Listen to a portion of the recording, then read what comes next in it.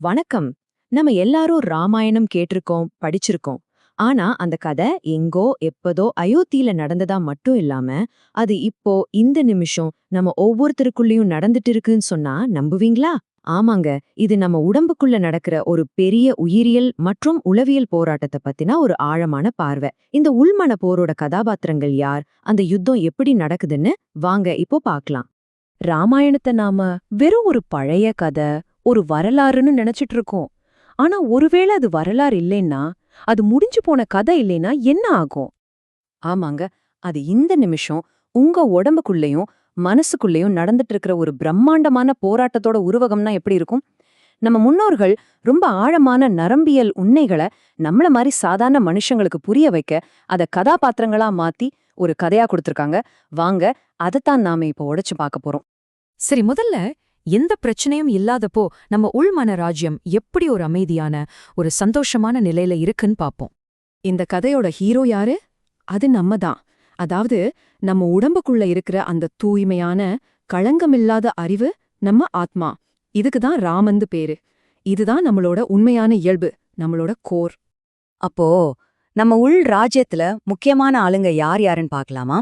Hero Raman, அது நம்ம ஆத்மா. அவருக்கு துணையா சீதை, அது நம்மளோட உயிர் சக்தி, அதாவது ஜீவன். இந்த முழு உடலையும் ஒரு ராஜ்யம் மாதிரி இயக்குற 10 விதமான காத்துக்கள் இருக்கு, அதான் தசரதன்.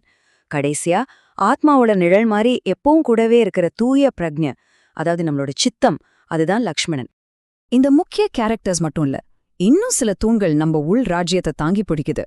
நம்மளோட பொறுப்புணர்ச்சி இருக்கே, அதுதான் பரதன். நம்ம கிட்ட இருக்க வேண்டிய பணிவு தான் சத்ருகனன். நம்ம கத்துக்கிற ஃபார்மல் எஜுகேஷன் வசிஷ்டர்னா, நம்ம அனுபவத்திலிருந்து வர உண்மையான ஞானம் இருக்கே, அதுதான் விஸ்வாமித்ரர். இப்படியெல்லாம் அமைதியா சந்தோஷமா போயிட்டு இருக்கிற இந்த ராஜ்யத்துல குழப்பம் எப்படி ஆரம்பிக்குது? இப்போதான் கதையில ஒரு பெரிய ட்விஸ்ட் வரப்போகுது. நம்ம உயிர் சக்தி எப்படி கடத்தப்படுதுன்னு பார்க்கலாமா? இந்த பிரச்சனையெல்லாம் எப்போ ஆரம்பிக்குது தெரியுமா?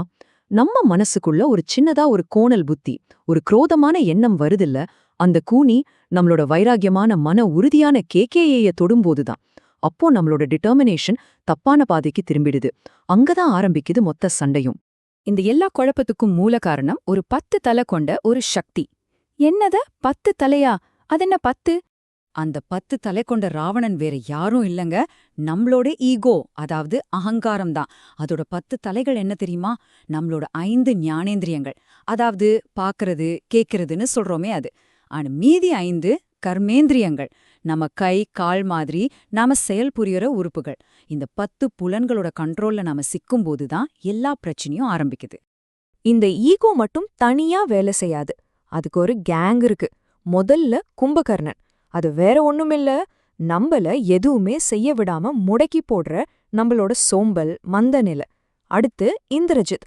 அவன் யாருன்னா, நான் சொல்றதுதான் சரி, நான் பண்றதுதான் சரின்னு தப்பான லாஜிக்க வச்சு வாதாடுற நம்மளோட ஆணவம். அப்போ இங்க நடக்கிற முக்கியமான விஷயம் என்னன்னா இதுதான். நம்ம ஈகோங்கிற ராவணன் நம்ம உயிர் சக்தியான சீதைய கடத்தும்போது, அதாவது நம்ம உயிர் சக்தி நம்ம கண்ட்ரோல்ல விட்டு போகும்போது, நம்ம உள் உலகம் ஒரு போர்க்களமா மாறிடுது. ஆத்மா கிட்டேந்து உயிர் சக்தி தனியா பிரிக்கப்படுது. இது ரொம்பவே ஒரு சோகமான நிலை. சரி, இப்படி ஒரு கஷ்டமான நிலைமையில நமக்குள்ளேயே இருக்கிற எந்த சக்திகள் நமக்கு உதவி பண்ணும்? வாங்க, நம்ம உயிர் சக்தியை மீட்கிற அந்த பயணத்தை ஆரம்பிக்கலாம். இங்கதான் ஒரு சூப்பரான உருவகம் வருது. அனுமன். அவர் யாருன்னா, நம்மளோட நரம்பு மண்டலம், அதாவது நம்ம நர்வஸ் சிஸ்டம். சிறைப்பட்டு கஷ்டப்பட்டுட்டு இருக்கிற நம்ம உயிர் சக்திக்கு ஆத்மா கண்டிப்பா வந்து காப்பாத்தோங்கிற நம்பிக்கை எடுத்துட்டு போற மெசஞ்சர் இவர்தான். இந்த யுத்தத்துல ரொம்ப ரொம்ப முக்கியமான ஒரு கதாபாத்திரம் விபீஷணன். அதாவது நம்ம புத்தி, நம்மளோட இன்டெலெக்ட். அது ஒரு பெரிய தர்ம சங்கடத்துல மாட்டிக்குது. ஒரு பக்கம் ஈகோவும் சோம்பலுமான ராவணனோட ஈர்ப்பு, இன்னொரு பக்கம் தூய்மையான ஆத்மாவான ராமனின் அழைப்பு. நம்ம புத்தி எதை தேர்ந்தெடுக்க போகுது? இது நம்ம எல்லாருக்கும் வர்ற ஒரு கேள்விதான். நம்ம புத்தியோட பயணம் 3 ஸ்டெப்ல நடக்குது. முதல் ஸ்டெப் ரியலைசேஷன், அதாவது ஈகோ பண்றது தப்பு, அது தர்மத்துக்கு எதிரானதுன்னு உணருது. 2வது டிட்டாச்மெண்ட், அந்த தப்பான உறவு அந்த பந்தத்தை விட்டு விலகுது. கடைசியா சரண்டர், நிலையான தூய்மையான ஆத்மா கிட்ட போய் சரணடைஞ்சிடுது. இதுக்கு பேர்தான் புத்தி யோகம். ஓகே, இப்போ புத்தி சரியான பக்கம் வந்தாச்சு, நம்பிக்கையும் சேர்ந்தாச்சு. இனிமே என்ன? நம்ம உள் ராஜ்யத்தை மீட்கிறதுக்கான இறுதிப் போர் ஆரம்பமாகுது. ஆத்மாவான ராமன் தனக்கு ஆதரவான சரியான கூட்டாளிகளோட ஒன்னு சேர்ந்து மனச ஆட்டி படைக்கிற அந்த அகங்காரத்தை வேரோடு அழிக்கத் தயாராகிறார். ஆத்மாவின் இந்த விக்டரி ஆர்மில யார் யார் இருக்காங்கன்னு பாருங்க. ஈகோவை விட்ட விலகி வந்த தெளிவான புத்தி, நம்பிக்கைய தர்ற நரம்பு மண்டலம், இப்போ சரியான பாதைக்கு திரும்பின மன உறுதி, இது எல்லாத்தையும் ஒன்னா சேர்க்கிற நிபந்தனையற்ற கருணை. இந்த எல்லா சக்தியும் ஒன்னு சேரும்போது அகங்காரத்தை ஜெயிக்கிறது ரொம்பவே சுலபம். யுத்தம் முடிஞ்சிடுச்சு, அகங்காரம் தோத்து போச்சு. இதோட முடிவென்ன? அந்த அமைதி எப்படி உருவாகுது? இதோட உச்சக்கட்டுந்தான் பட்டாபிஷேகம். பிரிஞ்சு போன உயிர் சக்தியான சீதா மறுபடியும் ஆத்மாவான ராமனோட சேர்றாங்க. இந்த பேனானந்த நிலைதான் சுய உணர்தல், அதாவது ஜீவன் முக்தின்னு சொல்றாங்க. இந்த முழு பயணத்தோட சாராம்சமே இந்த ஒரு வரியில இருக்கு.